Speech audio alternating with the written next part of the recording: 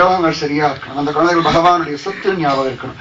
நம்ம அதுக்கு கார்டனர், தோட்டக்காரர்கள் மட்டும்தான். தோட்டக்காரர்கள் மட்டும்தான். எல்லா அம்மா அப்பாவும் குழந்தைகளுக்கு தோட்டக்காரர்கள், தோட்டக்காரிகள் தான். நன்னா வளர்க்கணும், பூச்செரிக்காம பாதுகாக்கணும். முழு பிரயோஜனம் ஹரிக்குத்தான். அதனாலதான் ஆண்டாளை கல்யாணம் பண்ணிட்டான். அதனாலதான் மீராவை முழுங்கினான் துவாரகாதீசன். அதனாலதான் கிருஷ்ண சைத்தன்ய மகாபிரபு தன்னோட 2 கலக்க வச்சுட்டான். ஜெகநாதன் ஹரி இஷ்டம். சசிமாதா அப்படிதான் வளர்த்தா.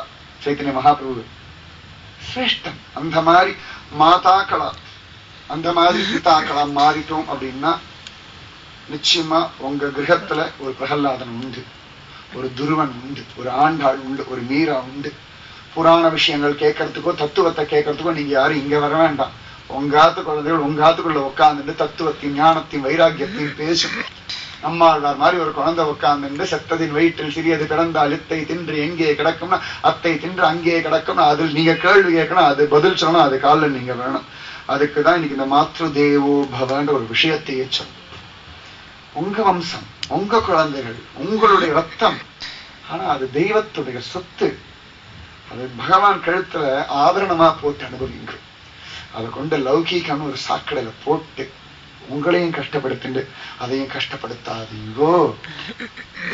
அது லௌகியம் எல்லாம் கத்து கொடுக்க வேண்டாம் சொல்ல. ஆனா பக்தி பிராதான்யம், பகவான் பிராதான்யம்.